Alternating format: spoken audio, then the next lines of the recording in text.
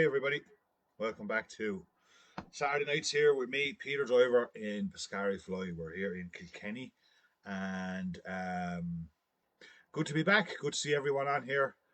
Colin O'Gara, Brendan Spillane, Ken Woodward from BC Canada. How you doing, Ken? Michael Callaghan's on there, Kevin Sean. Great to see so many people back on with us here tonight. We're going to be here for the next couple of hours, tying some. Hi, Robbie Berry. Liam Long is on there. How you doing, Liam? Hope you're keeping well. We're going to be on here for the next couple of hours, folks, doing some fly tying, having a bit of a chat, having a bit of a crack. God knows we all need a bit of crack at the moment. And if anybody is on there and has anything they want to say or add or comment or say hello, please drop by. How you doing, Tommy Lane, Sharon Hope? How you doing? Irwin, Graham Connolly's on there. Eugene Fagan. How's it going, Eugene? Dave Porter. Hey, bud. How are you? If anybody has anything they want to say or share with us or share with the group, by all means, it's an open forum. Hit the comments box there and let's hear what you got to say. Tonight we're kind of focusing on detached bodies, daddies, and mayflies. Got some cracking mayfly patterns coming for you. A couple of nice daddy patterns as well. We have a guest hire on tonight, doing a beautiful detached body mayfly.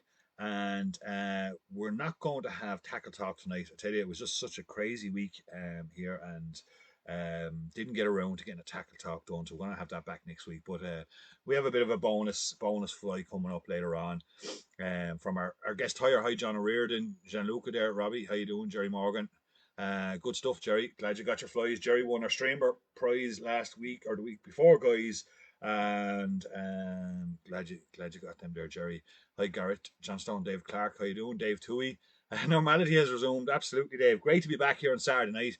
Missed us all last Saturday night. Is for any who's missed it, we didn't do last Saturday night.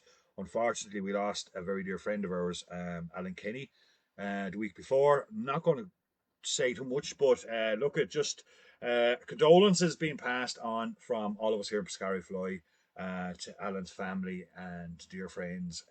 Very, very sad news indeed. But just I know a few people have been asking about doing some kind of a night for him. Doing some of his patterns. Alan was a fantastic fly tyer and a great asset to the angling community in general. So a few people have been asking about it. I have spoke to a few people about it. To do something like that will take quite a piece of work. So it will be a bit of time before we get around to doing something like that. Plus, how you doing, Marius? How you doing, Desmond? Absolutely a great guy. How you doing, Patrick McCarthy? So how you doing, Karen? And hello to Derek and Mick and Richard. Good to have you with us, guys. There's something there's a couple of things in the pipeline to remember our good friend Alan and to do a live show around himself will then it'll take a little bit of work. So I hope if everything goes well in a couple of weeks' time we might do something. But we're here tonight. We're going to have a bit of fun, guys. How you doing, Dalty? We're going to have a bit of fun. I want everybody to hit that share button if you haven't hit it already. Let's get a few people on here and have a bit of crack tonight. Pour yourselves a cold one or make a cup of tea, sit down and relax. We're here for the next 2 hours, and we're going to tie some daddies, some mayflies. Got some really nice patterns coming up for us tonight, and some interesting stuff. So, and I think Dave was on there. I was talking to Dave there earlier on. How you doing, Chris Meadows? Dave got a bit of a trivia question there for us now as well. So we got a nice spot prize for our winner of our trivia quiz. So I got myself a nice kind of red ale here beside me, and I'm going to enjoy that now over the next while as it ties up a couple of flies. So say tonight's kind of based around detached bodies, mayflies, daddies, and that kind of stuff. We've been asked a lot about daddies and things and mayflies over the course of our shows, and we're going to do something. So we're going to start off with a very basic detached body daddy. How you doing, Trevor? Knowing it. What we got here is a piece of tan foam cylinder by Vineyards. This is the small 2.3 mil. You can see it's quite common to be used as a detached daddy body, and this is the first one we're going to tie. So just before we start, we get it, and we just with a flame just darken the tip, and we've got that little black tip there at the end. And that's a female daddy long legs has the black tips. A male daddy doesn't. He has a square flat kind of tip to his abdominal. So for the female, we always kind of burn a tip. So a little bit of, as usual, Kevlar. I say if anybody's got any questions or anything Actually, I'm wrong. Excuse me now. We're going to start off with a little bit of number 13, Tommy fly trade. If anybody has anything they want to add or say or comment or any questions, please do bang it up there in the comment section, and I'll try and get to answer most of your questions. And if I don't, sure, someone else that's watching there might get to answer them. So I'm going to put a little orange hotspot in under this fly. I'm just going to build up a little bit of an orange, not the whole way down. That this fly kind of sits up on the top of this. This is a B100 size 10, by the way. I have in the vise here. We'll finish that off.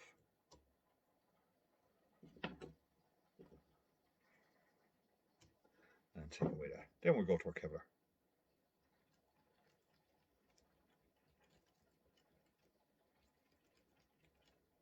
So I hope everyone that's been managing to get out fishing within their 5 kilometers are getting some good show. I've been seeing some really good pictures and stuff being put up there. Seen that, Kieran, actually seen you were out there, seen a picture there. I'd say it was chilly enough in the lake, but nice to be out all the same, Kieran. So basically, when we're placing this up, we want to make sure we have left enough foam there to go back over to the head of that fly. So I'm just going to trap it in there on top. As you can see now underneath, I just have a little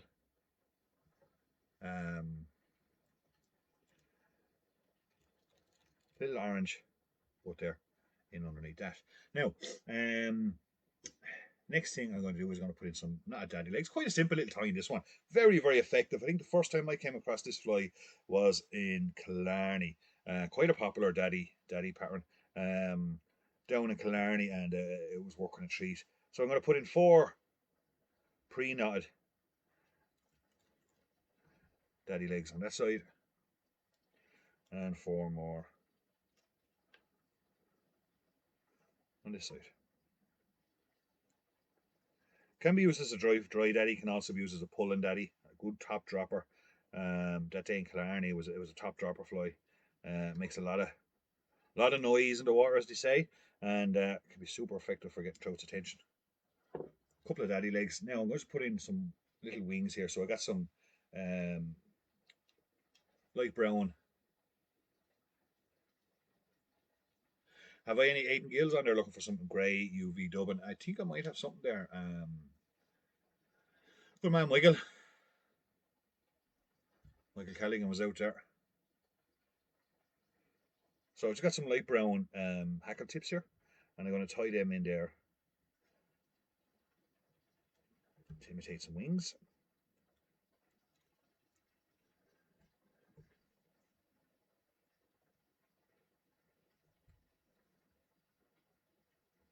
Keep them roughly about the same length, either side. Lovely. And secure them in well. Take away our waste. So I hope everyone's been having a good enough week. Great to see a bit of a stretch in the evening. I know there Monday and Tuesday, last Sunday and Monday, the weather was fantastic. Jeez, here in Kilkenny was absolutely beautiful anyway. It's got a bit chilly since, but hopefully we'll get back to a nice bit of spring weather very soon. So I'm going to select a nice brown saddle hackle here. I know we're all here looking forward to St. Patrick's Day when I can get out on the river myself. I don't open till Paddy's Day. Really looking forward to getting out and throwing a line. And just take away. Just turned a bit on me. I need to reattach that.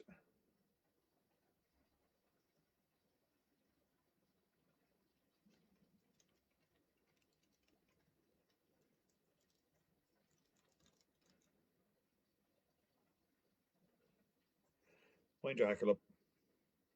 Make sure you get the right in there under that foam. Touch and turns. Just a little bit shy of the eye. Trap it off these B100s. There's a good bit of movement in these B100s. They're a very light wire hook. Quite strong, but when they're in the vise and you're working up near the eye, they can be a little bit springy. Just take your time. Once we got that done, then we'll just part those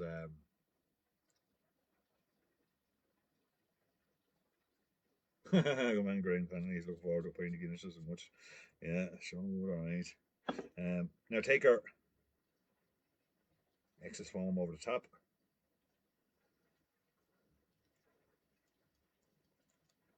Tie it in over the top like so.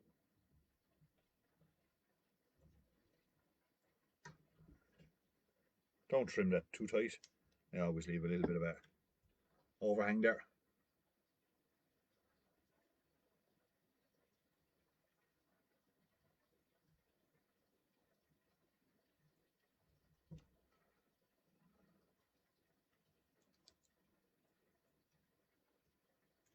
And just get your thread in underneath a couple of turns there to secure that in. And then our whip finish. Sharon, how you doing? Is that just the hackle on the shop? Not sure if that's it. I don't quite get that question there, Sharon. If you want a couple of turns in there underneath, hold your hackle or hold your hook, should I say, while you're putting a bit of pressure on that. Lock it in, slide up there, get in there. A couple of little barbs off that hackle, not in exactly the right place. So just remove them, tidy up a bit, and there we have a very simple little and absolutely deadly little daddy. And then you look up underneath and you got your little orange butter. Very simple, very effective. Daddy long legs, works on still waters, lock style or bank fishing. Dry, I've pulled that as well. I'd often pull that on a top dropper in September, and can be very, very good. Like, yeah, Silver Daddy's a very good fly too, Michael. Yeah, I fished that a good few times over in the west as well. It could be quite good. But it's a simple little daddy. Tie it in 12s and 10s. Very, very effective. You rattle them out fairly quickly, guys, and it can be say fish, a very versatile pattern. And thanks, Robbie. Furnace, yeah, it's Furnace. That's right, Stephen. Yeah, Stephen Potts is on there with us. How you doing, Stephen? Hope you're well. So there we go, folks. First of the night, and we're back off and running, as to say. Daddy driver, very good. Really good one. So put that over there now for you, and that'll be there. Don't forget, tomorrow at some stage, we will do our usual quiz, or I think the last time actually for the streamer, after following the streamer session, we did a kind of like and share. Thanks, Robbie. We did a like and share competition, and which we picked the winner just to give everybody a bit of a stab at winning those streamers. And Jerry Morgan, congratulations, he was our winner. So we might do the same maybe tomorrow. I was a bit later 2 weeks ago. It was a Wednesday before I actually got around to it. I got distracted, but keep an eye out for that one coming. Now we're going to move on to something a little bit more technical, and bear with me a minute here now while I just get myself prepared. There's a bit of tying in this one. This is a daddy pattern, or not a daddy, sorry, mayfly, detached mayfly pattern. I tied for somebody, oh God, how long ago was it? I'd say it must be 5 or 6 years ago at least, and they were looking for something in particular. Tied a couple of variations. They had an old tie-in sent to me. We tied up something. We wanted some tweaks to it, and this is actually what we came up with. And it turned out to be an absolute cracking fly, to say the least. Now, bear with me 1 second now, folks, because I'm looking for something that I badly need. And I actually practiced one of these earlier on because it is something that's I haven't tied. I tied that person a dozen, 2 dozen of them at the time, and a few of his friends came back over a year or two period and got more of them. But then they kind of, I don't know what happened, that they didn't really keep fishing after, whatever it was. But they never really came back for more. And I've tied a couple, 1 or 2 people have came back looking for that particular. It was kind of a dark pickwick, is what we called it, a dark pickwick, detached body mayfly. And there was a little tool, and I actually had lost the original tool that I made to do this, and I actually had to make one today, and I definitely have it back up here in the box, and you think I can find that right now? Just typical Peter. That's really shows we're a bit cracking live. Anything's liable to happen here. Just bear with me a second. I'll see if I can find this thing wherever it is.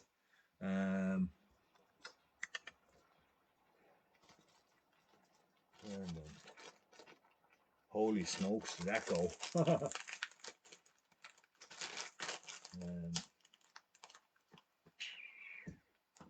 Okay, if I don't have it, I'm going to have to do something else. And I have an option to do something else, but it's not going to be exact. But I can give you the vision. It will give you a fair idea. Now it's going to be so. Basically, what it was if you can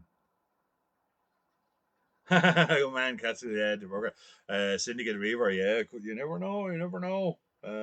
You never know. But our Syndicate Reavers came out there recently. They're doing fantastic. If anyone's managed to check them out, if not, they're fantastic rod. Right. So what I'm going to have to do, I'm going to have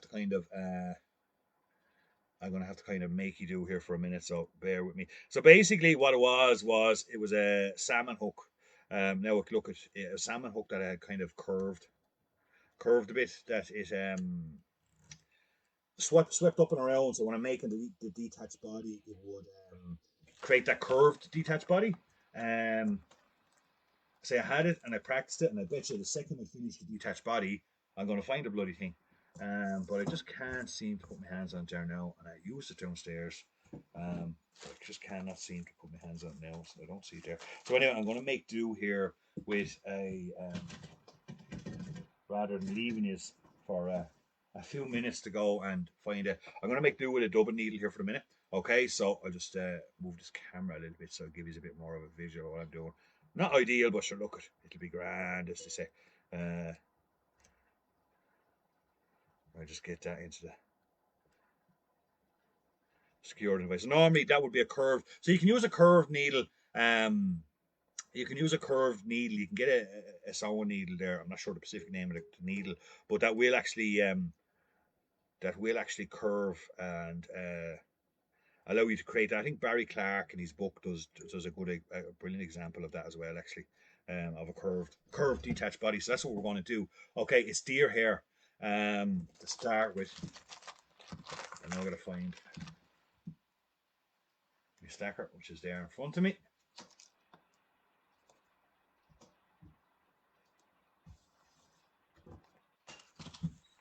Thought I heard something fall in there for a second, but no, it wasn't this either. No. Okay, so I'm getting myself together. I'm getting myself together now, folks. So I'm going to start off by stacking a little bit. No, I won't. I'll start with this actually. Just lash on, get on a little bit of tying thread. And what we'll do is upholstery needles. Yes, Desmond, that's right. Yeah. Absolutely. That's what I was looking for. Upholstery needles. But I kind of fashioned a handy little thing out of a salmon hook. And it was handy, really handy now the way I had it done. And actually I couldn't find the original one today, but so I said, "Ah, feck it, I'll make a new one for myself." And I did. Went out to the workshop and made a new one. But sure, it's kind of a miss on me. I said I'll probably trip up over it now as soon as I get this tied. But anyway, we'll make do. So bear with me a few minutes. I'll come around to life again. Just stacking a little bit of deer hair for the tail here. It's a little bit of dark olive squirrel.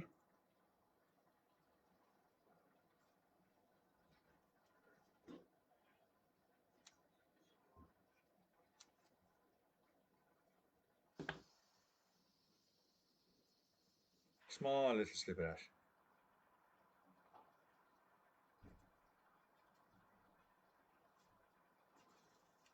And we're going to tie that in there. Out at the end of the needle. Bit awkward doing this now because I'm kind of looking down on top of the needle. So bear with me as we go. Don't be surprised. This has to be take one, take two, or maybe even take three at this stage.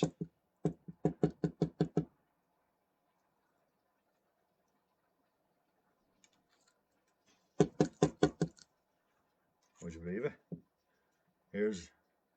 So I was looking for my little, and there it is, right in the middle of the deer here. My little black bar, bent black bar for doing the daddy bodies. I actually, when I was practicing, I must have put it into the deer hair stacker.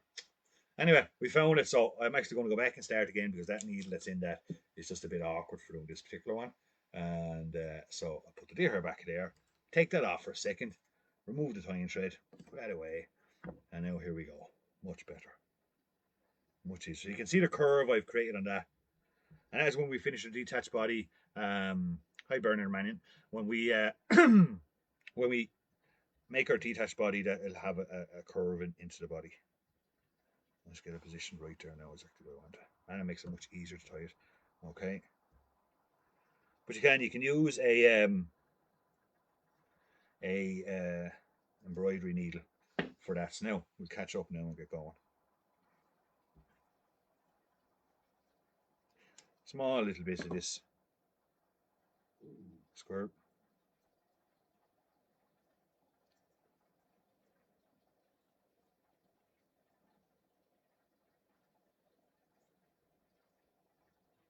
I'm kind of using a dark olive tying thread here. Still a little bit heavy. Take some of it away. Lovely. Happy enough for that. Secured in well. Leave that squirrel nice and long. You don't want that. You don't want to trim off any of that waste that squirrel at the moment. Once I've stacked my deer here, take it out. So I'm using kind of an olive deer here now at the moment.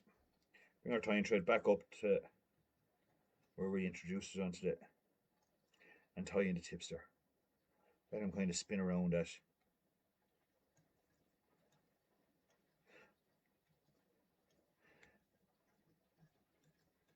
Needle or hook here that I used, and come down the body and just create a little base layer down that body. I mean, base layer just helps it when we're sliding off. Now, I'm not putting a lot of pressure on that base layer, and it can be the case an awful lot with detached bodies for me anyway. I don't know about anyone else, but you know, when you're doing that initial slip off and removing it off the hook, you know, it can be a bit sticky. Sometimes they don't succeed. The more you practice them, the better you are. I haven't done a deer hair detached body in quite a bit of time, so don't be surprised if this one, if I get to show you how they don't work tonight. Because so basically what I'm doing is just folding all that deer hair back down around now and cloaking that dubbing needle, as you can see, holding it with my hands, and then I'm going to start putting in the segmentation on there. Simple like so. Okay, now when you start get going, you can use the likes of a bit of rubber tubing, go in over the top. You can hold that deer hair down and do, now don't mind, I'd normally put the tail, get the tail into that. Hold the deer hair down over it and turn it as you go down, and it keeps it nice and even as well. But you can work the hands with a larger one. If I was doing some of the smaller river stuff, I would definitely be doing that. I would be doing that. So all I come around in is I come on the bottom side and I make it get a little bit of a gap there. I use my double needle to help me. A little bit of a gap there in the deer hair and get that thread back onto the shank of that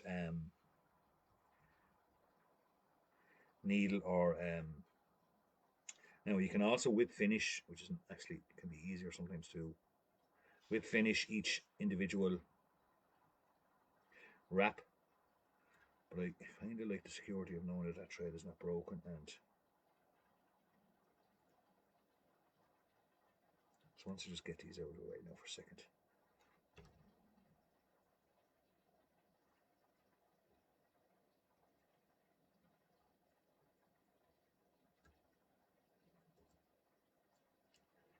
Down a little bit.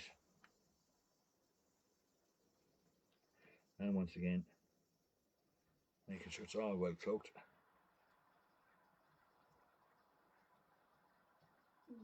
A second segment. Hold it out. Get your thread back down there again.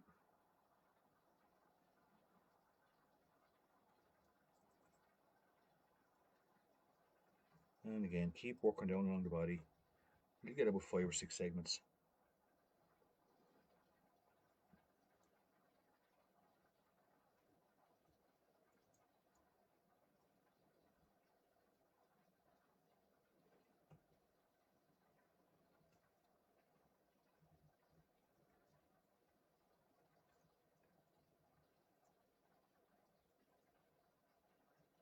Just take your time, work your way down.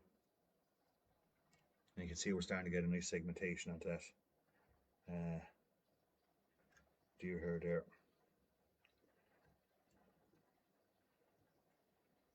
A little bit tedious, but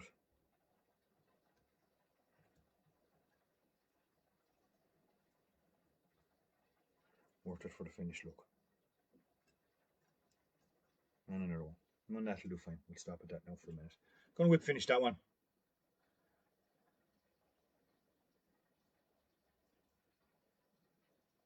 In that position. And now comes your moment of truth.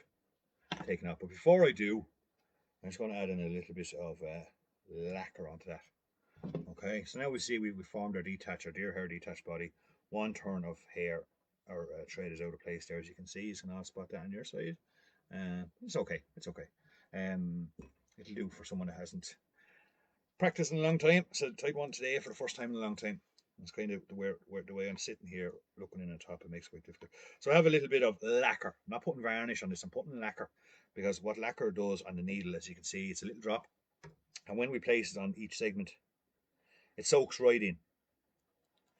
It actually gets absorbed in by the thread, and it kind of creates a little bit of security there for yourself. But it's not a varnish, or it won't sit on top of the material. It will actually go inside of it, as you can see. And it kind of darkens up our thread a little bit, which just makes it a little bit extra contrast to our body. Okay, give that a couple of seconds just to sink in there. Give it a little bit of security before we zip it off. And as you know, like zipping off any detached body off a needle or something, get your thumb and finger, get it in there behind get it in onto the blanket, the needle or the yoke, and you're going to just one quick movement, slide it off. And it does happen that it doesn't work. Sometimes it does. Most times it normally would, but sometimes it doesn't. So bear with me now as I one quick movement, off it comes.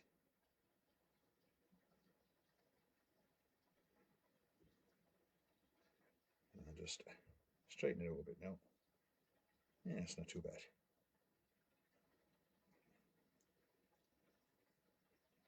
And there we have our little detached body. Curvature is not quite as good as I would have hoped for. But still, that's our little deer hair detached body. Another thing that I should have done there actually, and I will do it just every when I put it back onto a hook, is a little bit of lacquer in there at where the tail meets the we're going to put this on a B100 again, where the tail meets the body. A little bit of lacquer in there again, just to help to keep that tail in there. But our tail material runs the whole way through the detached body, so when we secure it in onto the hook, we're going to have that anchored in. It can't be pulled out, because that can happen sometimes too. Now B100 back in the vice there, and we're going to put in a bit of Kevlar.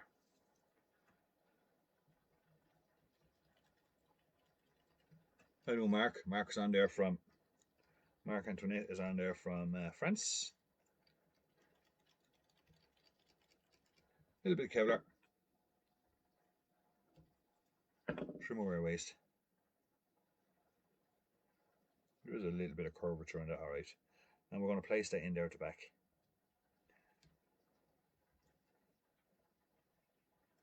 Hold that fly.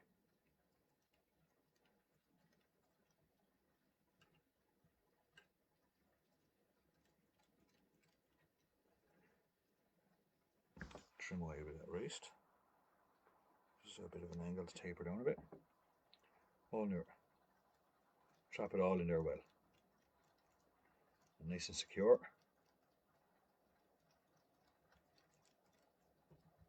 That's not too bad. It's sitting nice and promptly up off the where our body of our fly is going to be. Not too bad. A little bit of practice could be better, but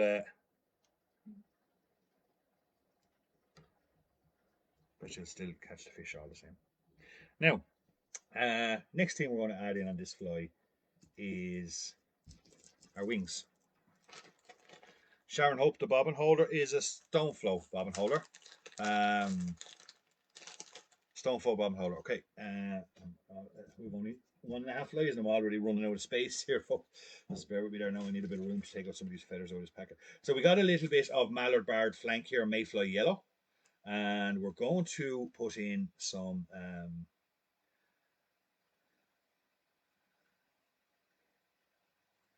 little wings are at the front. Okay, so I double them up. Excuse me, two of them. Take out the center, so you got a V shape in here. This fly was never really given a name, but I remember the first time I sent him a couple of similar ones, and it was all right. They're happy enough with them. Fished them a while, came back, made a few changes, and this is what kind of we ended up with. And then he sent me back a picture the following week of an 8 or 9 pound trout, and he says that works all right. He wouldn't do me 20 more of them. So a little bit of mayfly yellow. It's going to be just actually I'll bring my thread up closer to the eye there.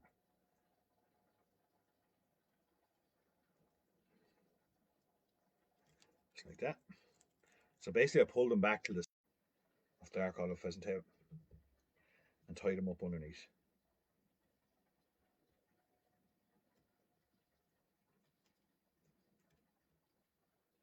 Just missed that one. Get back there now.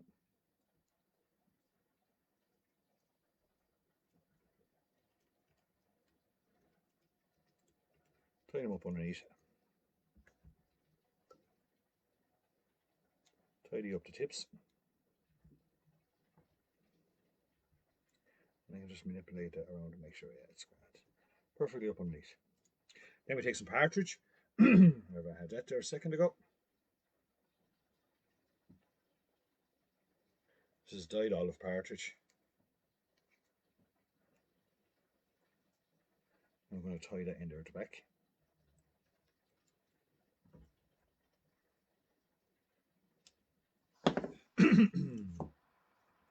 Then we're going to just hackle that at the back, just where the body meets, detached body meets the hook. We get a turn and a half over.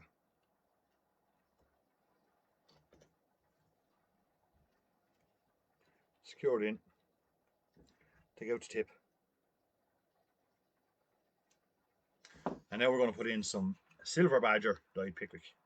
Okay, beautiful cape. Got it a couple of years, good few years back now. Someone dyed it for me.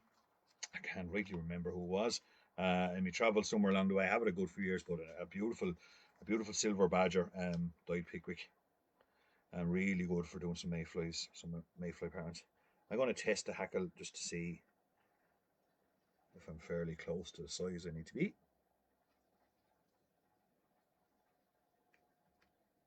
That one's lovely.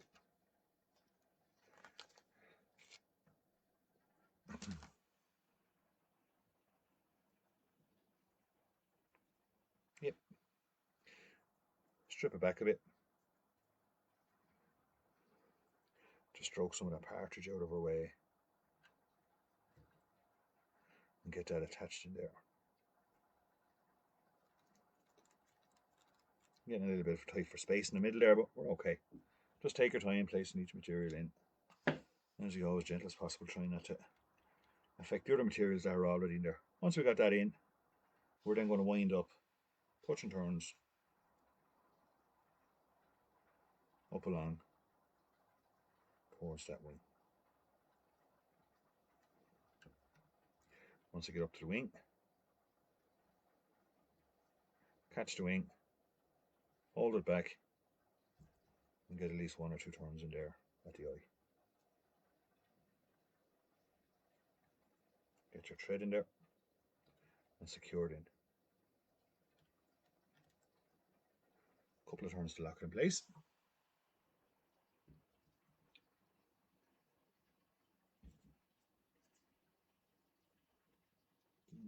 Just trim out that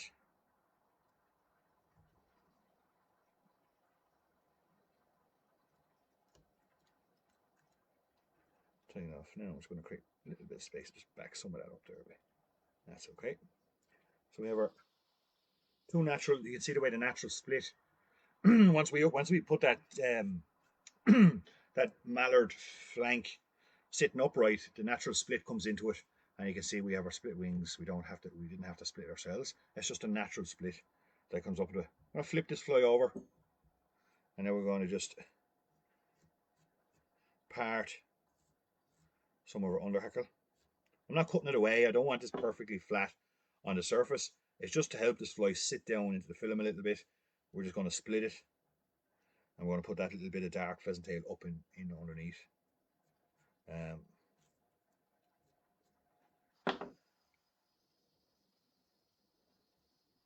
It's not like we're tying a Mosley or where we'd trim all that back and figure of 8 or thread in there. It's just enough just to help. Just holding everything out of the way. Oh, one piece escaped me. That's okay.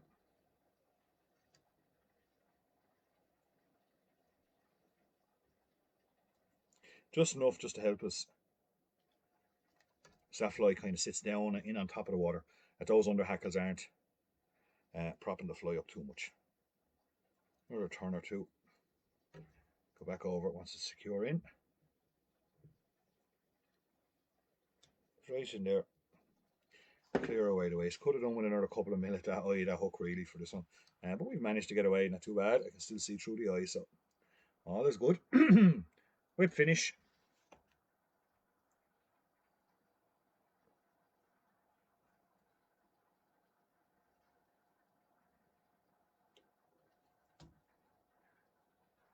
A little bit of a tug.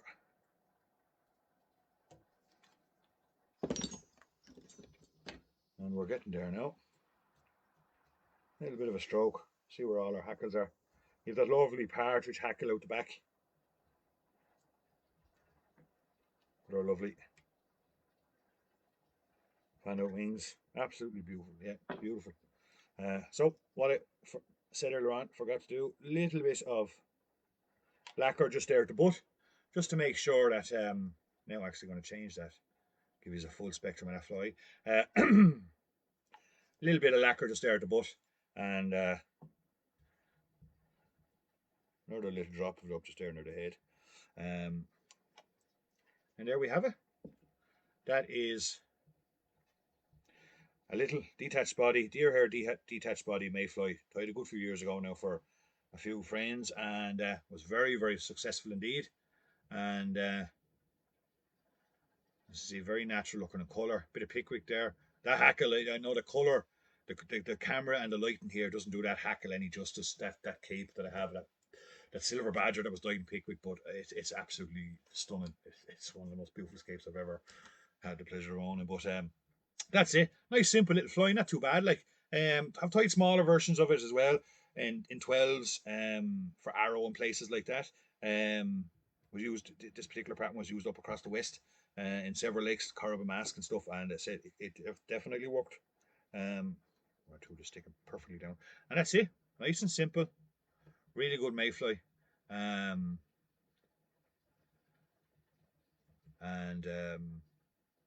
there you go. Deer hair detached.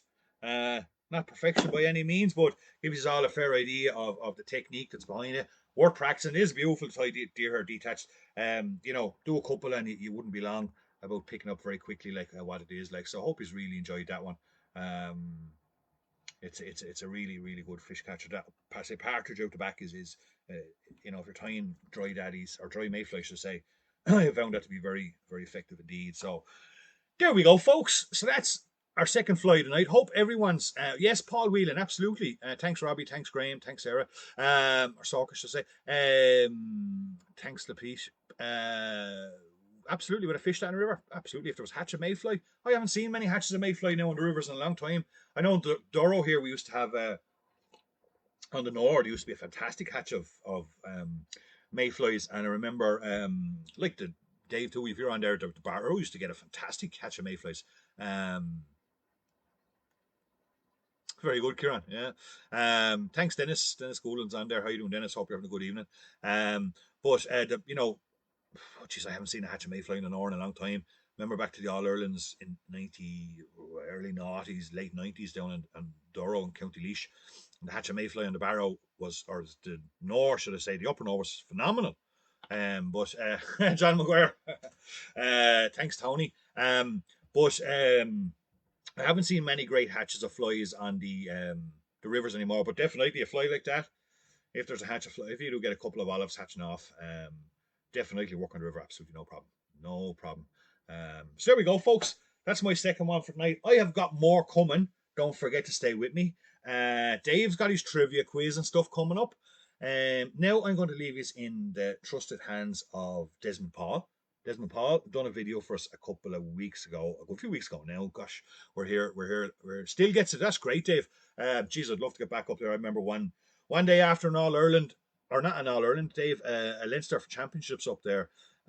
We stayed overnight and we had a few pints, and we went back to the Barrow the next day, down into the woods, that wood section there, and my God, Hatch Mayfly there was phenomenal. Thanks, Bernard. But we Desmond Paul was on with us a couple of weeks ago. Got such a great reaction. We contacted him again and said, brilliant. That's good, Kieran, to hear that Anna Lee gets a great hatch of mayfly. That would he do another couple of flies for us? And he kindly agreed to do so. Thanks a million, Desmond. You're an absolute gentleman. So Desmond Paul done a beautiful detached mayfly for us. We're going to have a look at that now.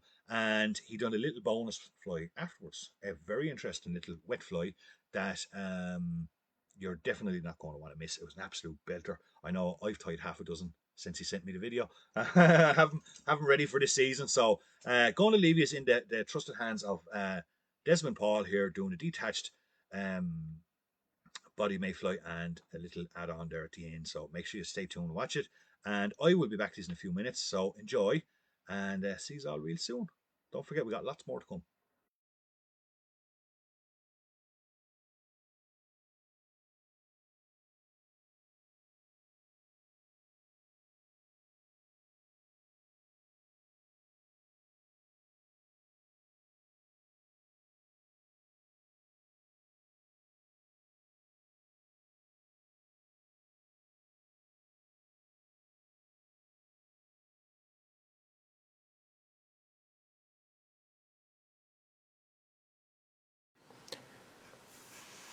So hello there, lads.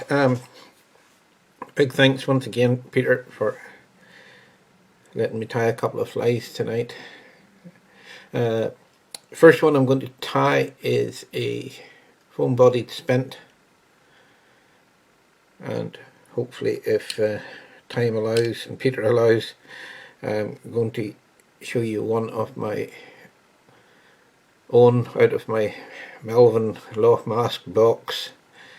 It's been a wee secret of mine for a couple of years now, and so I'm going to let it loose on the angling public tonight. So the foam-bodied May. First of all, I'm going to make up the body. I have a bit of 2 mil thick closed cell foam, cut from about 6 mil at the thick end down to about 4 mil at the thinner end, the tail end, and I'm just going to put a little kind of 45-degree cut into the sides of that. Let me see if you can get it on the camera, would be better. I have also, see if we can get this, I've cut a slit running more or less the length of the foam, and I'll be setting that on the needle like so. Thread I'm going to use is a sheer white 14-0.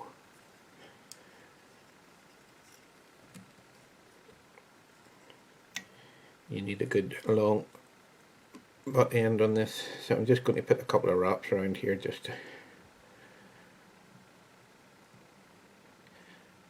to hold it. Tail of the fly is moose mane. You could use dyed pheasant tail, but moose mane will be better. So I've cut off 4 or 5 fibers of moose mane and lined up the tips. I'm just going to lay them on top of the needle like so. And put a good length on them.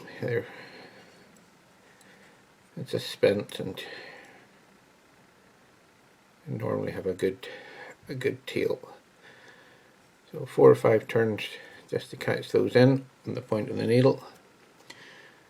And take my foam, cut the side. Oh, my butt end, just want to mention the butt end. I have a long butt end and I'm going to hold it back along the needle. We'll come to that in a few minutes. So, I set my foam on. Do a couple of wraps. And lift the foam up. Put the thread in below. Again, push down on your foam. And another couple of wraps. And you repeat this up the length of your body.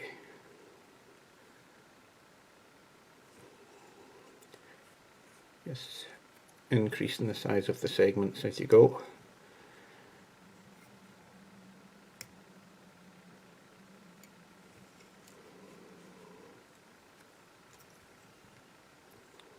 And we'll do 5 or 6, I would say. Plenty. Just one more.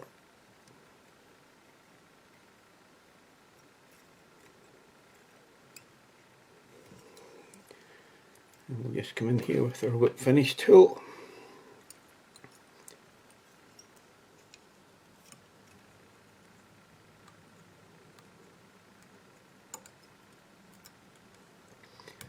And whip that off. I'm just going to cut this length off just at, I don't know, 4 centimeters or so.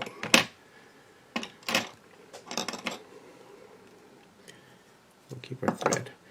And we'll just slide our foam body off the needle.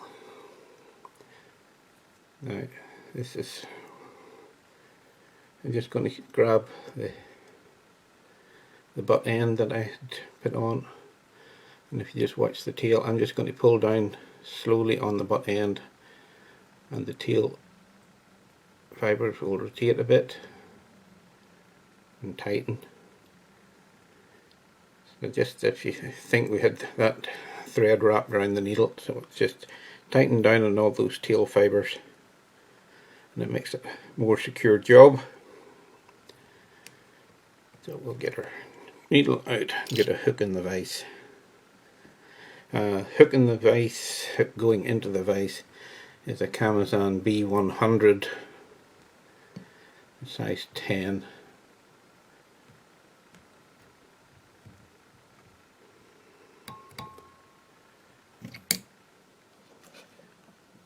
Just move this across a little bit.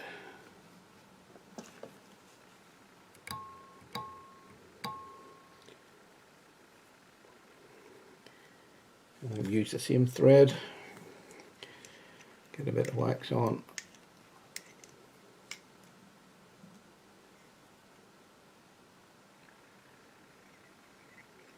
Start behind the eye.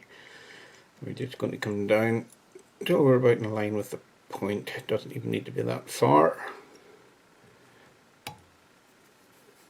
The whole idea, obviously, you've got an extended body, so you don't want to have a whole lot protruding out the back. So I want to show you the underside of that, if you can see it. So the tail and everything is inside your foam, inside that slit.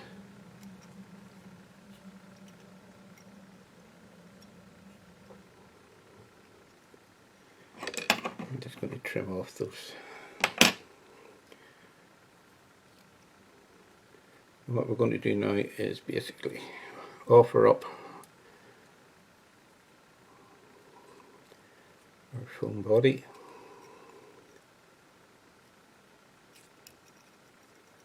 Onto the hook.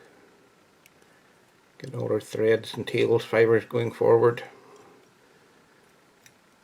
It can be awkward at times.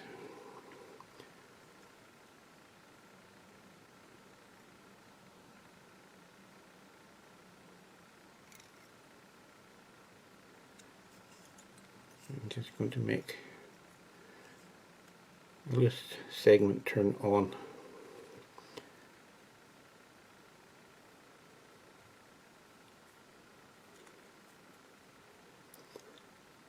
This bit of taggy end is not playing ball, we'll just work with it. I want to just pull the foam back. This bit is where the strength in your fly comes in, because I'm going to tie all those tail fibres in.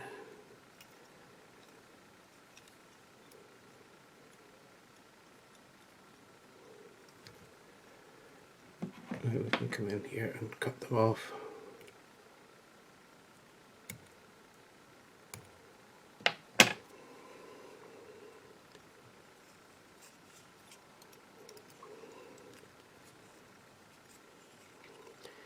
We'll wrap that down to our segment. I'm just going to tighten that now.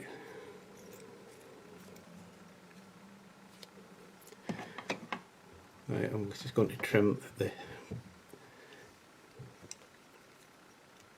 body into a little bit of a V here just in front of this so we can get it tied in neater. I'll show you. Just made a bit of a V on it.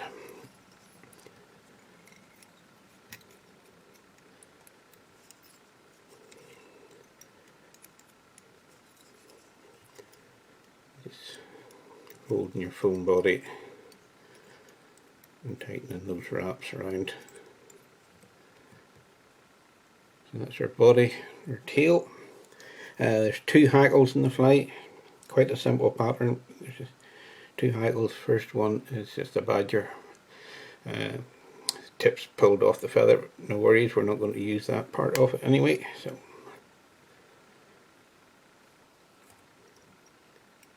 we'll catch this one in.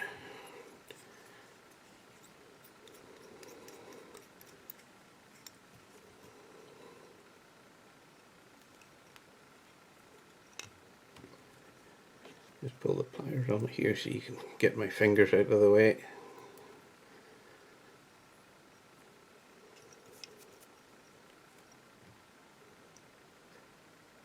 Just pull back so we have a nice black centre bit part and the white badger.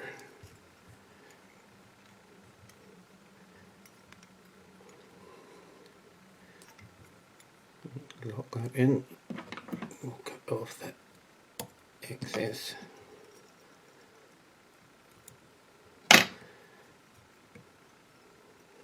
Trim those off and take it back. And the second hackle is just a basically cheap Chinese. You just want the long fibres is what we're looking for.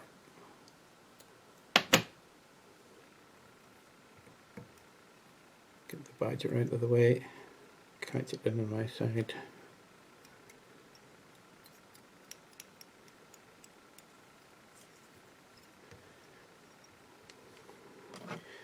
Again, we'll just put the hackle pliers on it so you can get my fingers out of the way.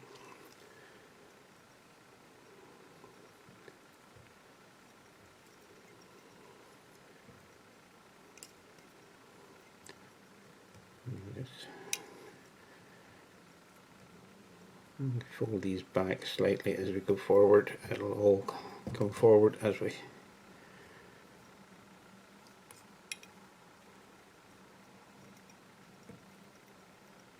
do the final wrap. A couple of wraps over, a couple of wraps in front.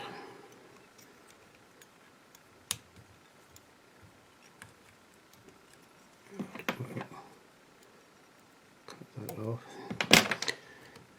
Hook moved a little bit in the vise there, just tighten it up.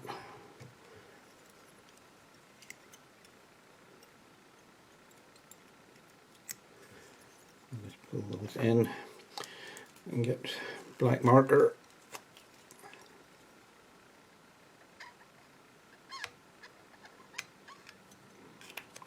Just blacken up the thread.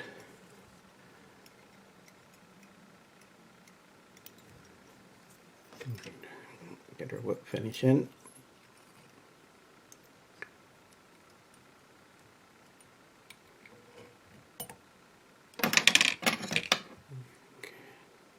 And trim off. And basically at this stage we've just got a kind of big spider pattern. So what I'm going to do is just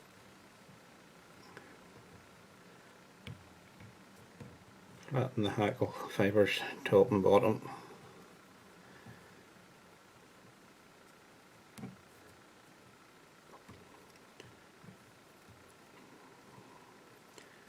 Pull them out to the side. I'm going to come in with some UV.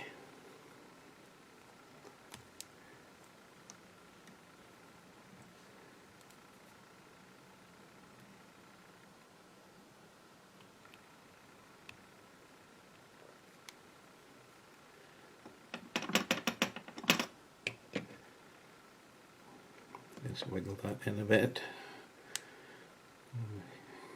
Hit it with the torch for a few seconds.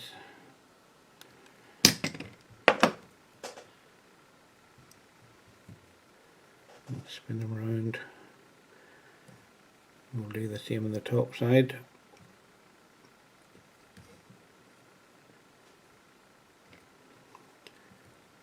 Just go in with the UV.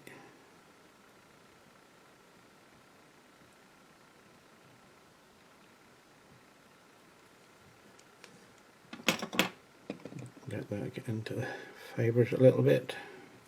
And set them off.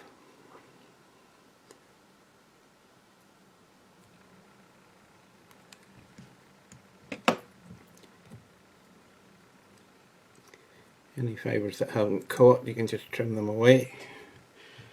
And the final little touch, just come in with our marker again.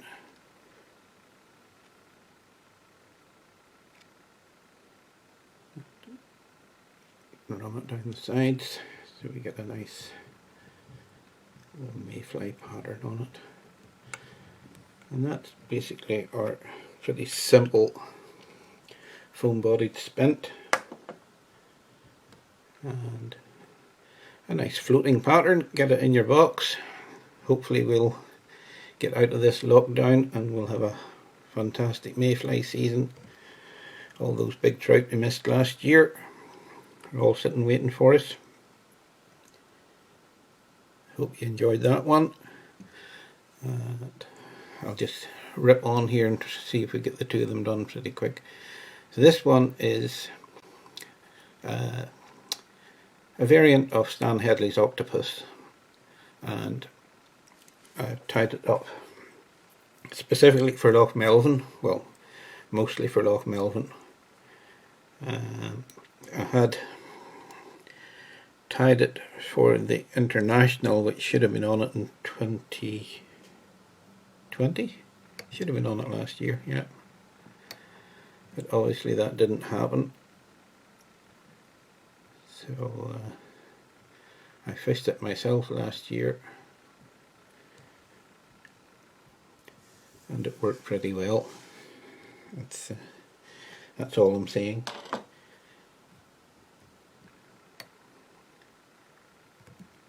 Square up my vise.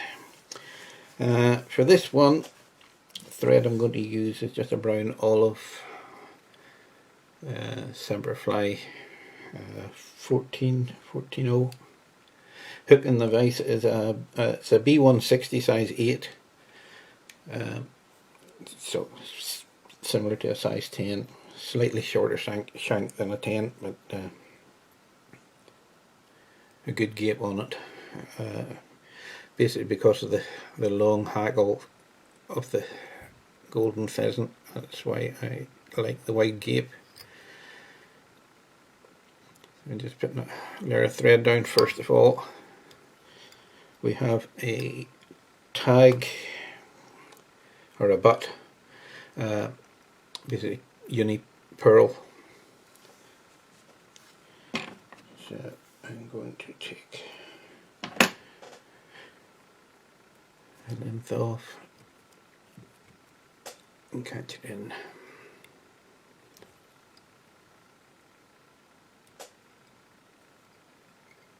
And at this stage I'm just going to put a tiny bit of super glue around the bend of the hook.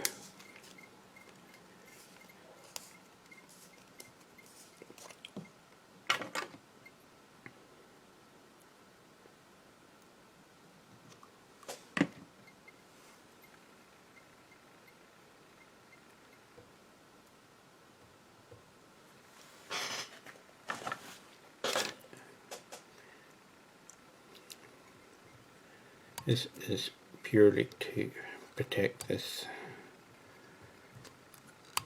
pearl. It's not the strongest of materials. I like my flies to last more than a day, so we'll just tie in that tag and come up, lock it in. I'm just going to trim this off. I could leave it in because the body is the same material, but we'll tie it in two separate bits. The tail on the fly is a glow bright number 11. Glow bright 11. This is multi yarn. Not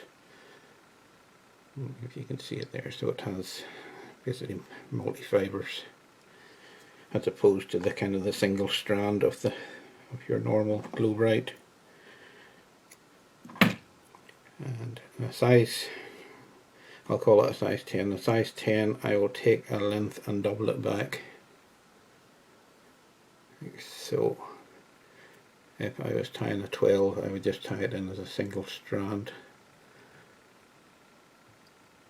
I'm just going to catch it in and wind back over the tag to where I want the tail to be positioned. That's good. I'll trim off that front section at an angle.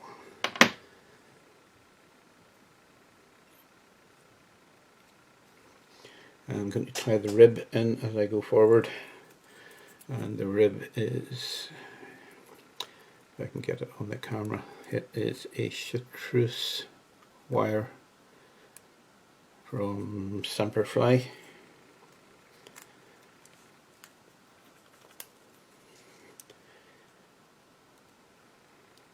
I'll give you my reasoning in these materials in a minute as we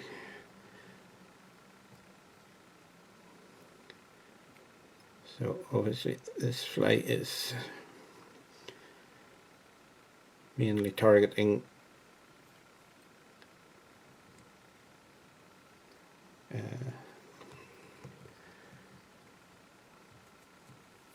plankton feeder Sonnehan, etc. in Loch Melvin. So I'll just trim that tail off now. So I want UV, I want flash, and I want movement, I want reflection. These are all the things I'm looking for whenever I'm thinking about specifically Loch Melvin trout anyway. So I'm going to tie, body is the same material, the same pearl. So I'll catch it in at the head. I'll wind it back to the tail and forward again. I do that with all my kind of tinsel type bodies. It gives you, well, especially in like a pearl, it gives you a stronger colour and a smoother bed to wrap your hackles on. So again, I'll just come across the turn in front, that locks it in. A few turns just to secure, and we'll cut it away. So far I've got my UV, I've got my flash and my reflection. Body haggle. Body haggle is a city olive and city olive saddle haggle, coat haggle.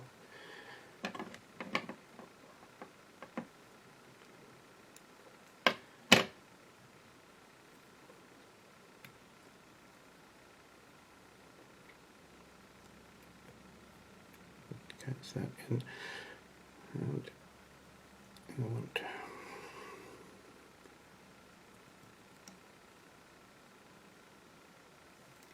3 turns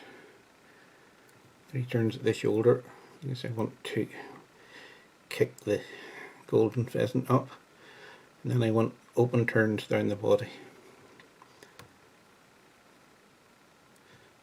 Basically 3 turns and half turn over, and I'll just catch that with my wire rib.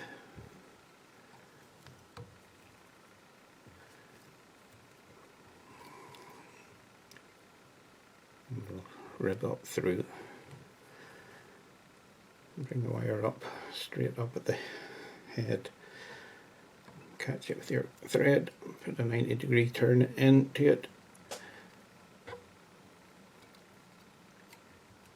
Wind that forward and break off.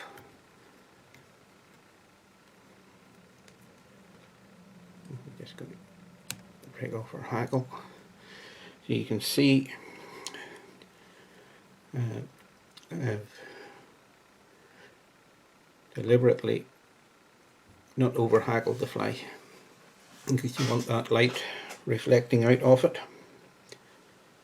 So there's no point in putting a nice body in it and then not being able to see the body. First shoulder haggle, we'll call it, is golden pheasant. This is yellow breast, yellow rump feather, I guess, from golden pheasant, but it's been dyed olive. So we'll just clear the fluff off this.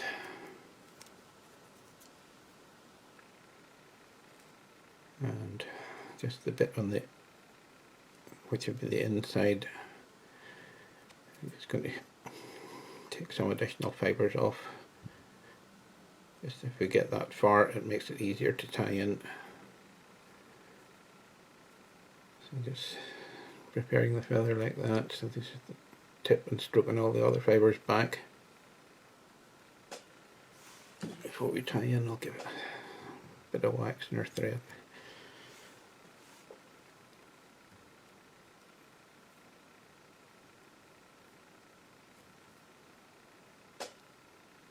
Bring that forward. Hold it back. You could leave the tip in, but we'll just break it off there for a minute. And just grab this with the haggle pliers. Again, you're only going to put a couple of turns in here. And what I'm looking for in this haggle is basically movement.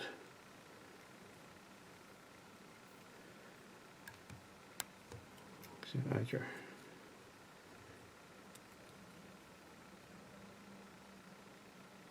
that's one turn.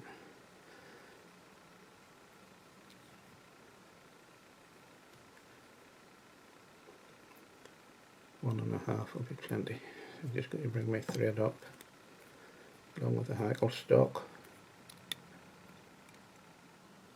Cross that over. We might have lost our haggle, but we're okay. I think we've just about saved it.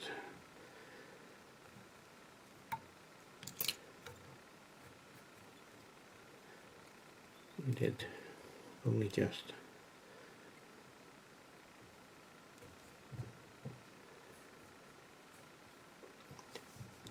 So we've got our pulsating pheasant haggle at the shoulder. You still got all the light coming through. And the final part of this fly is a partridge hackle, which has been dyed lime. Again, it's going to strip some of the fluff off, and again we'll tie in by the tip.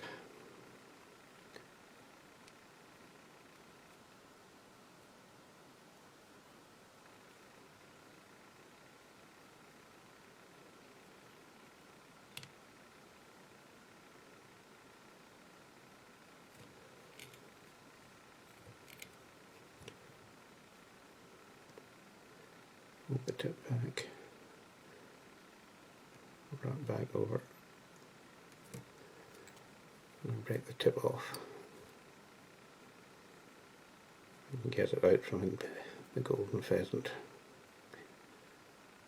Here we go.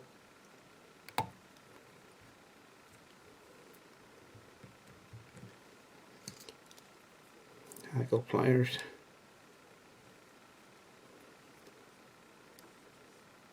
And stroke these back.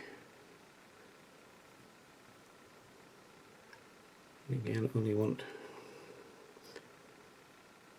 a couple of turns of this.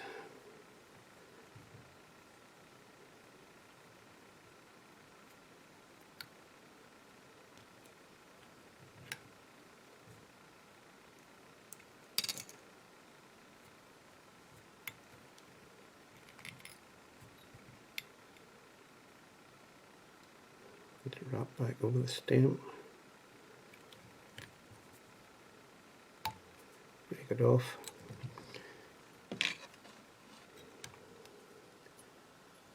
And go to a quick whip finish.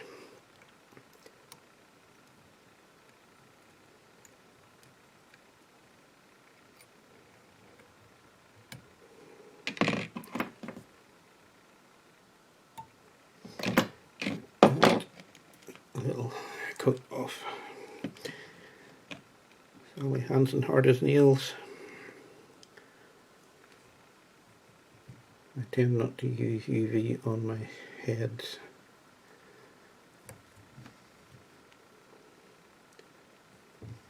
I'd rather use 2 or 3 coats of varnish, old school that I am. So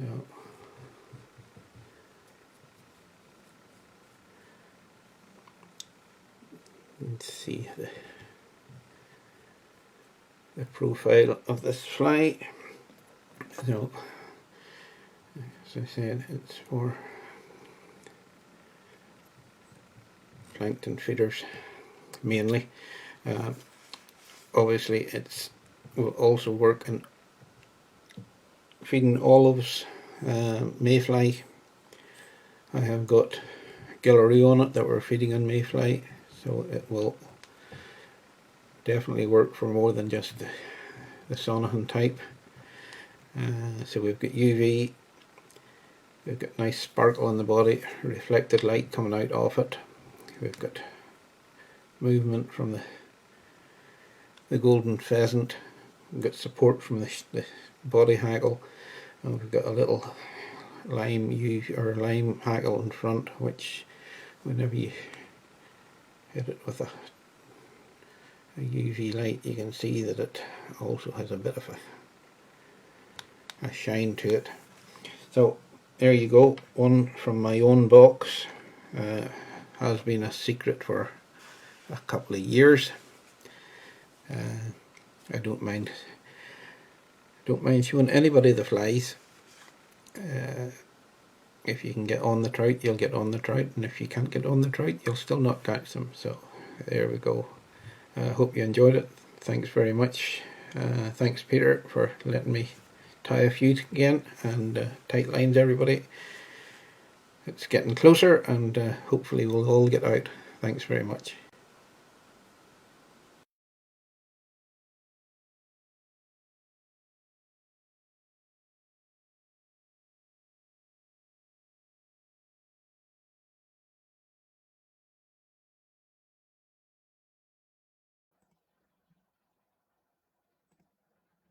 There we have it, folks.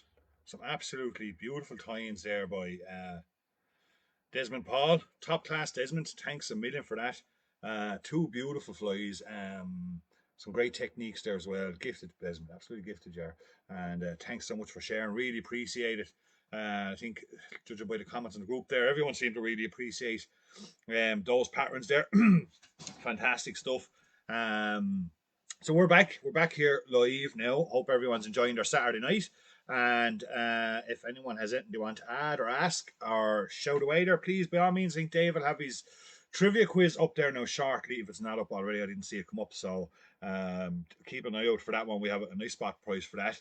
And we're going to get on here and tie another detached body mayfly, a different bit of a detached detached foam body, and a little bit different than what Paul did, but we'll end up with something same kind of style. By the way, I meant to mention so far that up and out that this will be our second last week of live fly time. Next Saturday marks kind of the last Saturday before Paddy's weekend and the start of our full trout season here in Ireland. So things are getting busy. Everyone's starting to get busy. Evenings are getting longer. And you know, it's David's on there, guys. Question coming up, so keep an eye out in the comment section there and be ready to answer the questions there. I know Graham Lonigan's prepped and ready to go there tonight. Graham, this could be your lucky night, so keep an eye out there. But this will be our second last Saturday. So next Saturday night will be our last live show for the series. So we'll be back live in the end of September, early October, with a whole new series to keep us going through the entire winter months. Now, we will do a few little pop up things throughout the summer on the river. Or maybe a lake or something like that when things get moving a bit or whatever. We'll check in with you every now and again with for an odd little live show here and there. But as regards our structured live kind of shows, the Nor is opening, Tom. It's opening Wednesday week. I think it's Paddy's Day Wednesday week. So things are going to get a little bit busier. And, you know, we've done 20 odd weeks now at this stage, and it's been fantastic. I just, before we get into the whole thing next week and our last show, live show, I just want to say thanks to everyone so much for their support throughout the winter months. Now this live show has helped me through an awful lot. It's been a tough winter. It's been a tough winter on a lot of people, and I hope that I've managed to brighten up some of your nights on Saturday nights, and we had a little bit of a crack along the way, and it just keeps us in touch with each other. And I just really appreciate all your support, your comments, your feedback, and motivating me to do it every Saturday night. So we'll have a whole new show lined up. Got some great ideas for next season, our winter season, and definitely keep an eye out for that one. The new rods, Sharon. The new rods, the new reavers are in, Sharon. Yeah, um, they're in there at the moment. We've lots of new stuff coming in at the moment. We've got some great stuff coming in from. We have some great stuff coming in from Davao there at the moment in France. You can see us putting up some stuff there on Facebook and stuff like that. And it's beautiful stuff coming in from France. But anyway, we're going to move on. We're not going to dwell on next week being our last Saturday night, but definitely watch out. We might do a few little extra giveaways next Saturday night to say thanks to all our brilliant thanks a million, Colin McGarra. To say thanks to all our fantastic supporters. We might have a few extra little spot prizes next week and maybe a few little. Yeah, Sharon, we have some of those what you call the rods in there, those starter rods. They're a starter and infant rod. If anyone knows any young lads or anything like that are looking for starter rods, we got in these little starter and infant rods, 10 foot 2 weights and 3 weights. They're a lovely little thing. Don't go over the €100, and great to get someone started off that doesn't want to splash the big bucks or hasn't got the big bucks to get into the infant. So they're there, Sharon. Yeah, they're not up on the website yet, but get in touch with us there, Sharon, and we'll sort you out if you're looking for something. They're a grand job. Get great to get young people on the river, and if they don't have the money to buy some of the higher end stuff, but it gets them out, gets them going. And oh, James, how you doing, James? I see Sharon Hope. So I didn't know who you were, James, but yeah, James, those are in there. Give us a shout there if you need one, and we'll get you sorted, get you on the river, get you an infant. So we got lots of new stuff coming into the shop this season, actually, guys. So stay in touch with us over the start of the season, and if you need it, give us a shout. So we're going to move on anyway back to our fly tying, right? And what we're going to do here now is another foam detached body. This is kind of an olive detached body. A little bit of work. With this one, okay, as well. So bear with me. So we got our lovely needle there, well battered. And we got a bit of flat kind of lime green Any good voices in stock, Ray, or two? Yeah, I got some. We're out of Stoneflow at the moment, but we got them coming back in. We got some beautiful Corderellis there down there, and they're fantastic. Um, they're down there. So if you want to check them out, they're on our website. But we got some new stuff coming in. But so basically, what we're going to do is we're going to trim down some of this. This is a flat closed cell foam, very thin sheet. Hey, Roger Fowler. Roger Fowler's on there as well. How's it going, Roger? Hope you're well. So I'm just going to cut maybe a 5 to 6 mil strip off of this foam sheet. We're going to fold it in half for a second. As you can see, taking one side, then I'm going to make the center a little bit narrower than the butt end. Dave's question's up there now, folks. You want to get on that one. A unique species of brown trout spawns in the river Camcore and Little Brosna. They migrate throughout the loch. So whoever is the first one in with that answer, Dave, you keep an eye on that one. And we got a nice little spot prize there for everyone. So I'm just tapering basically down into the center here of this piece of foam, as you can see. Getting a little bit of a taper on it.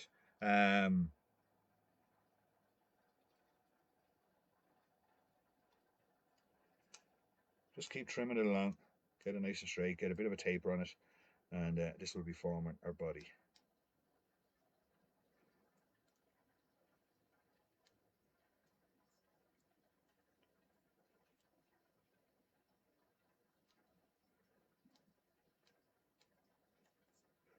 So I'm happy I got that taper.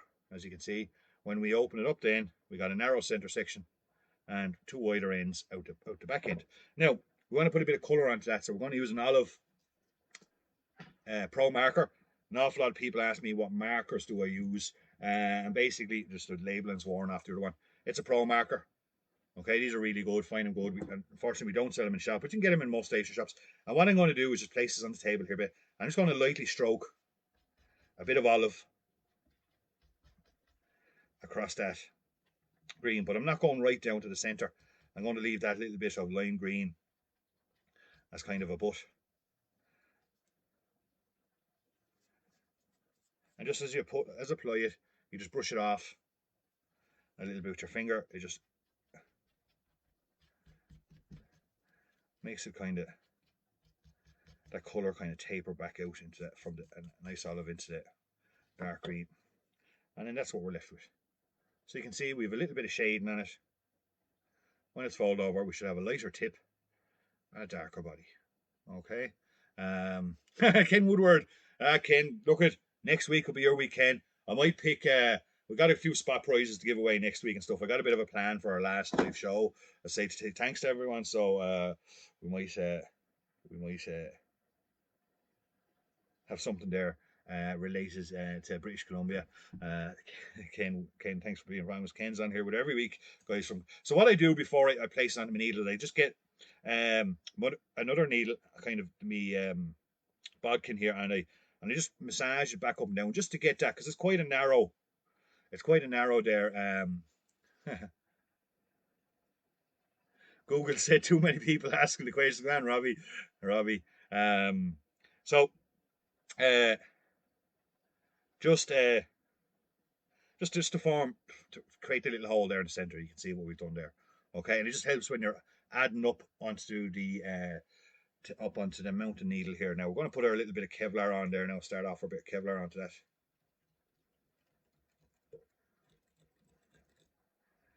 I'm actually just going to extend the waist piece. We want to make sure we keep that waist piece of thread out the back there. So it's going to keep it, because that's part of our how we secure the whole thing in when we're mounting that onto our fly. Okay, got that. For our tail here, we have a little bit of olive pheasant tail. 3 or 4 of those. Graham Lanigan, in for a job, Graham. Maybe next season, Graham can do. We can we can have Graham on to do a little bit of a weekly spot with us, maybe. We got some great ideas. I've been talking to Mark and a few lads that are involved in kind of the show here, and we've got some great ideas for next year. Michael Carroll is our winner. Well done, Michael.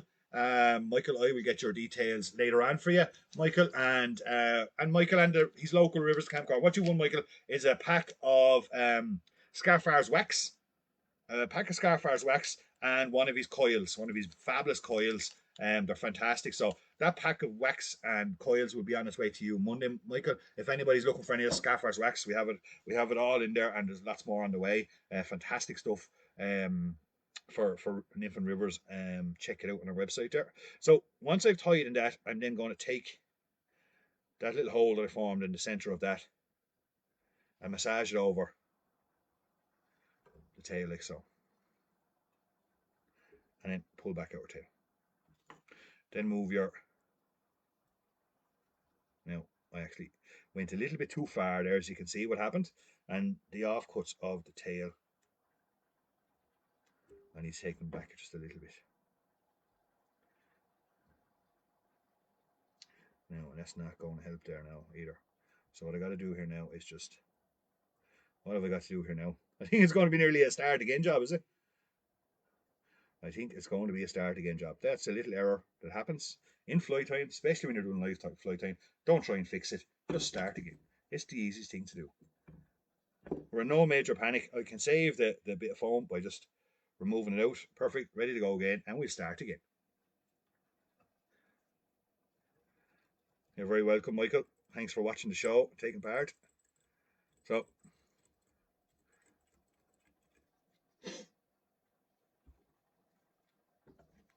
I think no matter how many years of flight time you put in and practice, things like that always happen.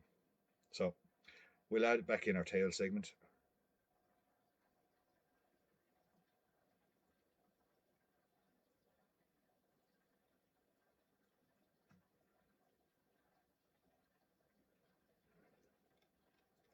And secured in there. I'll make sure to trap it in a bit further this time, and I won't bring the foam as far down. Robbie, absolutely. Yeah, no, I make plenty of mistakes. That's how you. That's the joys of flight time. I say no matter how much practice you put in, you always have problems when you're working with stuff. No, don't bring it down quite as far. Bring your one of the little tail feathers didn't make it through. Bring your foam back up now.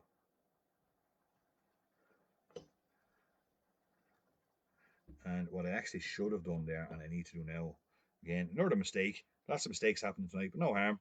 I'm going to put a little bit of finish on that. So, just there like that. That thread doesn't need to be actually there. It should have been removed prior to that, because we're going to be using something else. Going to put in a little bit of olive tying thread and just attach it there. Now, the reason why I use the Kevlar to start is because it's so flat, it's so fine that when I'm adding in the tails and stuff like that, it doesn't add any kind of extra bulk to the diameter of the needle. So basically what I'm doing now is I'm folding it over in half up there where the tail meets, and a couple of turns to add in a segment. Get that up, get your thread back onto the blank.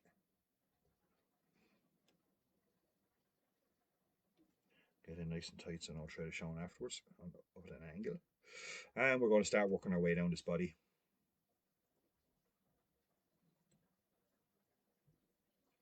Just keep that back out of the way there.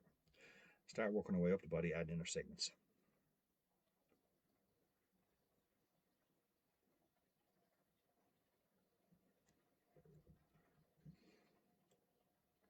And as always, just take your time. I'm actually going to go back. There's this turn a thread out in the wrong place. And I want to just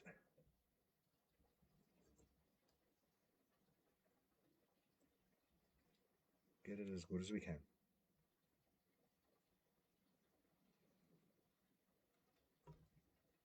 Much better. Same process again. And just keep completing that process till you get as many segments as you desire into your detached body. And there's loads of other ways to do detached bodies as well. You know, you can do dub detached bodies and stuff like that with Norvoice, or the Cayman Stoneflow is actually quite good to do a detached dubbing. Um, Body. So there's loads of different. Give it a Google. There's some great videos out there. I know Barry Clark in his book, The Featherbenders, has some good techniques there as well. So again, continue that process. Neil Hamilton, he's going to stick to tying laces. Um, continue that process on down until we're happy enough to.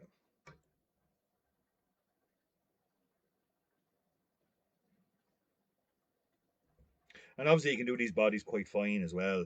The finer the needle, the finer the foam you use for river dries and stuff like that, little river olives. You can manage it. Quite tedious, but you just take your time and you will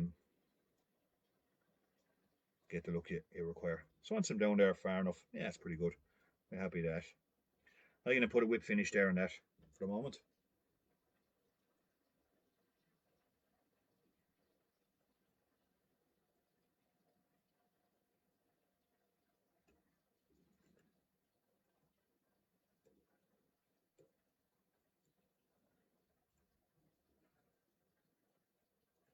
And whip finish there in that last section. Don't over tighten because um, now before I go on any further, I'm going to put a little yellow tip on the very last segment. So we go back into our last segment, and I'm putting in a little bit of Tommy Fly yellow there, which is a UV, the UV trade. Gives it a little bit of glow.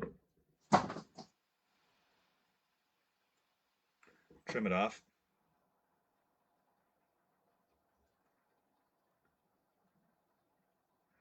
Just gives a lovely little hot spot to that last segment.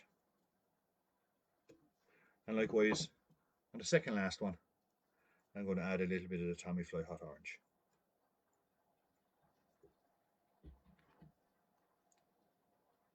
Just a couple of little hot spots there, very subtle little hot spots on that body, just to give the fish something to just target. When they spot that fly up in the sitting up in the surface film.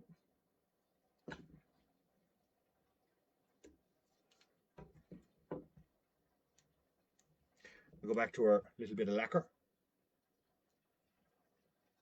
Brendan Doolan. Yeah, I get that quite a bit too as well, Brendan. After stabbing myself with a needle, blood spots. Yeah, exactly. Yeah. Just going to get a little drop of lacquer onto this blood. This needle, the bottle is nearly empty now, and it's a little bit of lacquer onto that there now. There we go. Now it's nearly too much on that now for the yellow. There we go. Just helps. You can even go along and hey do Ma. Ma's on there. Bridge driver. Nice to see you there, Ma. Hope you're keeping well and Dad's keeping well. You can do that all down along the rest of your bar your segments that you know, a little bit of same again as before. Open it back, hold the body, slide it off in one motion. And there we go. There's our little detached body with our two little hot spots. Now I do tend to take it out, give it a little bit of a roll. Give it a little bit of a roll on a table just to get all those, everything to kind of try not drop it like I've just done. A little bit of a roll just to get that body nice and circular on a hard surface, should I say. And there we have a lovely little mayfly detached body, nice and slim. You can see the little tip on her tail. What I do then is I tend to pull. I'm trying to show you. I pull that underbody thread, and as you can watch there now for a second, if I can try to get this on camera, if you can watch now, that's tightening around that tail, and you can see that tail moving a little bit. So basically, that core piece of Kevlar, which is ultra strong, is going straight through that entire body and is attached. All those wraps now have really gripped in onto that tail, and I could pull that now, and I'd pull that tail right through the entire underbody or the entire detached body. So just pull it enough till you see the tail tighten up a bit, and just when we tie it in, then we give it an extra little tighten, and it just means the whole body and the tail is all really well attached to the hook, and you're not going to get a case where you start fishing. And it's happened to me when I start tying them first, fishing them, and next thing the tail, after a throw or two, the tail falls out off the end. It's still kind of attached, but the thread comes out and everything. So it's just a thing that I just tend to do is just tighten up on that. Um, the tail a little bit and gets that whole core going up through the middle of that fly. So we're going to put back in another size 10 B100 there now, and we are going to tie our fly. So attaching on a bit of Kevlar, as I always do.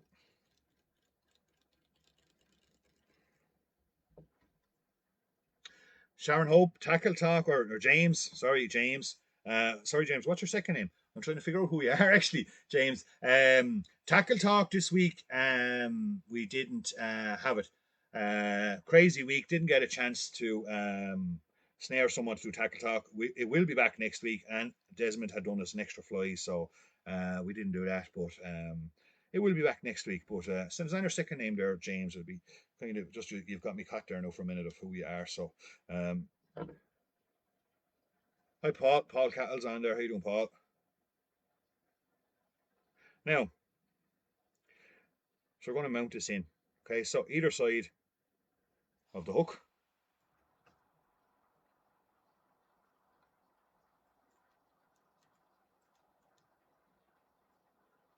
And we're going to just continue on our segmentation that has already been created there. And attach our detached body in there. Make sure it's mounted directly on top.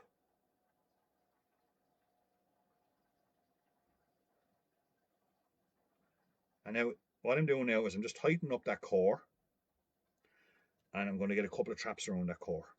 So I tightened it up again till I spotted that the tail was slipping in a little bit again, which means there's a good tight connection there between the waist and the grand job, James. I'll have a look at that email there later on. Um, so there's nice tight tension of that core going up through that into that tail to keep that whole thing locked in. See that fold at the back. Now we'll place that back over, give that a little bit of a trim back at an angle there. And I always find that means the detached body is mounted well, and trap all that in there.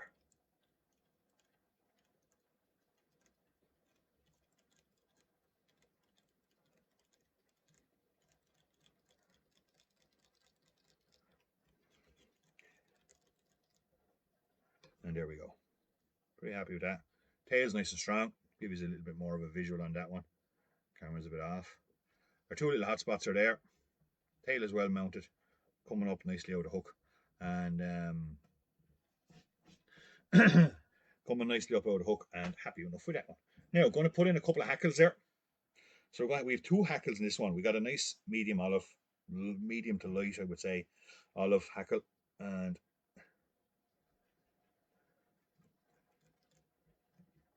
tie down there. And then we got dyed yellow grizzle. Just strip it back up along the core a little bit, like I said. And we're going to attach that one there. Two of them are in there, waiting to be used.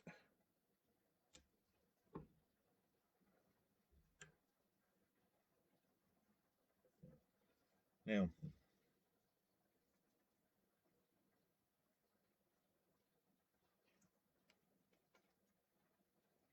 little bit of CDC, nice broad, natural grey CDC here going in. And we're going to tie one here. So we're just doing a spent wing version. So once we got a figure of 8 wrap on it, we can pull it back into our desired size.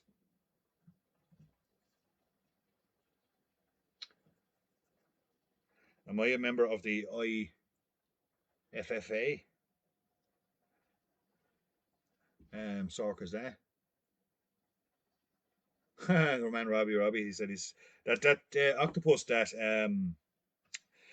Desmond did there was absolutely fantastic. I know when I saw that video there during the week or last week, actually, he sent it to me.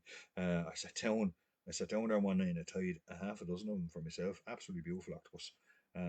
Beautiful tying, lovely color combinations, and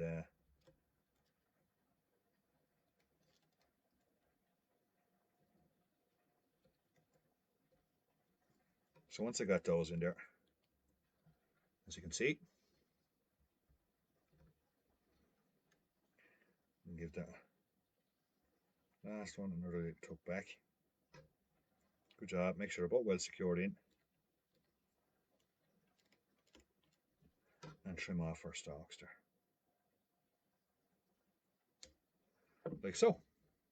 Take your grizzle up the body first, and take your time not to over move that CDC wing.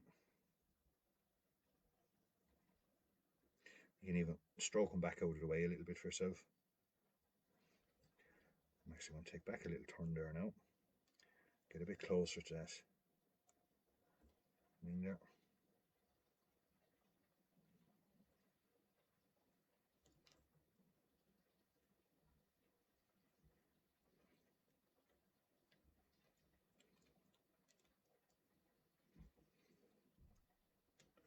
Trim away that one. And then take our olive up along to that there as well. Now I like the speckle. You know, I mean, some people say, well, why do you put the two hackles up? While I like the speckle of the yellow, it's nearly, I find it can be just a little bit overpowering maybe. And that's why I put the olive up. It's just that particular colour that I was looking for when I was tying this fly originally. Um, that I just couldn't get on a single hackle. I had to mix the two just to get a little bit of that speckle, but not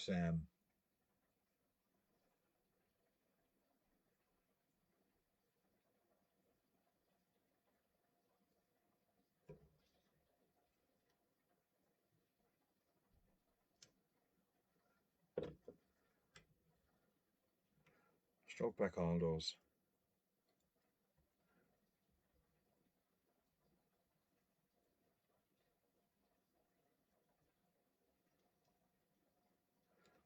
Hackles just there for a moment up near the head.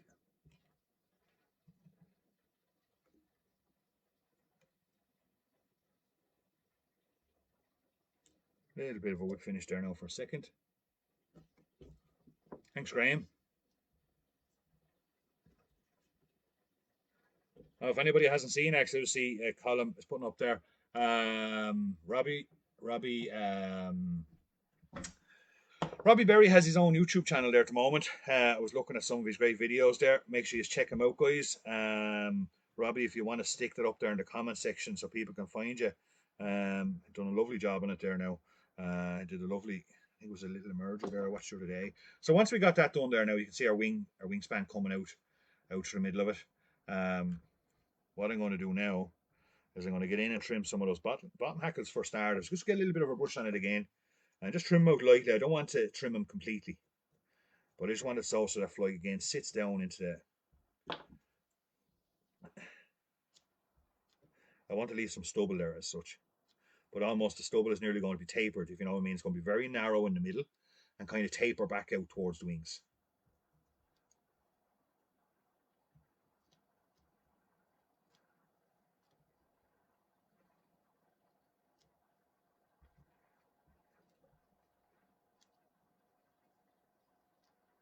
Just trim a little bit at a time. Don't over trim it and realize you've trimmed off too much, which has happened to me plenty of times. Just enough so the fly will sit flat, as you can see. You can kind of get a visual once we get to the side there. It's goes to flat. Now we're going to take our wings and we're going to trim up those wings. So we're going to just create a bit more of a wing-like shape, as you can see on that one. It's, can't camera's a little bit off there now, but you can kind of see. You'll see it better on the next one when I get this one trimmed up a bit. Just taking a good sharp scissors and creating that wing-like effect. You'll see it now.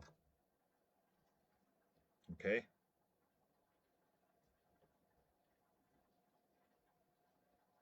Peter O'Connell. Yeah, yeah. That's it. That is another little spent olive mayfly that has been very successful and popular over the years.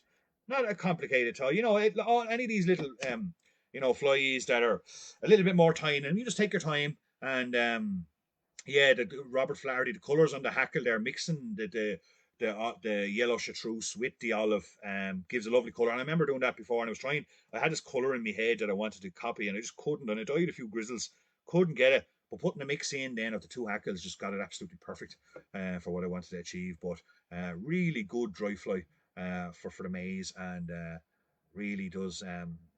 Thanks, Jimmy. Jimmy Gibson's on there. Robbie Berry's just stuck up his Robbie Berry's just stuck up his YouTube channel, guys. Make sure you give him a plug there, or give him a follow there, subscribe to that. He's got some fantastic stuff up there. Robbie's from Carlow. He does some great river stuff and all there as well. So he's just got it going. There's some great stuff, Robbie. If anybody has any YouTube channels or anything like that they want to stick up, by the way, guys or girls, by all means do stick them up in the comment section there. This is an open forum for everyone. It's not just about Pescari Fly or me. I want everyone to share and get something out of it. So there's another lovely little fly for you folks. And not an overcomplicated toy, but just a little. And then you've got those two lovely little hot spots at the butt end there, just to give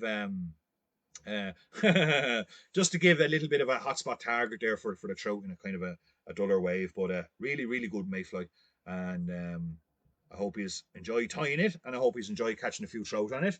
And look, that's 20 past 10. I'm going to thanks Jerry Morgan. I'm going to leave it there for tonight, folks. I hope you've all enjoyed your Saturday night. Good to be back. Missed you all last week. Hope everyone has a great week. Thanks, Robbie Berry. Hope everybody has a great week. And watch out for next week. We're going to do something a little bit not different. We're going to be here having the crack. Next Saturday night, live at 8:30 p.m. again. It will be our last of this series. Say we no problem. Thanks, Orca. Thanks, Neil Thomas.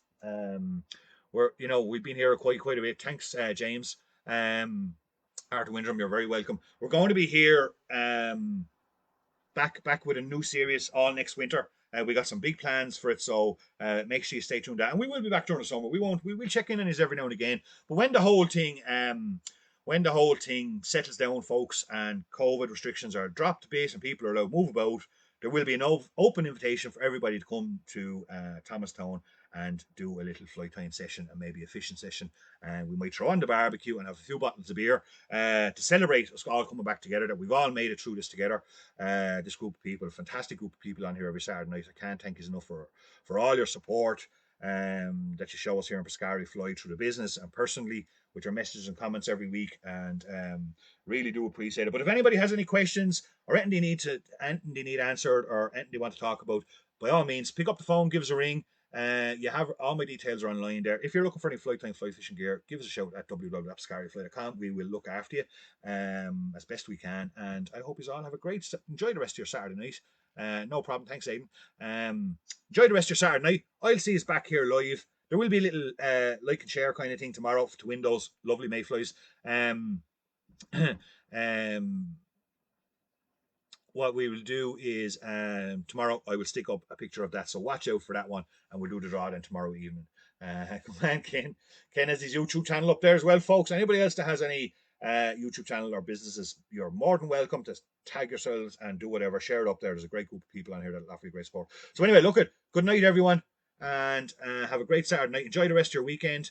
I'll see you all next Saturday night here at 8:30. God bless and stay safe, everyone.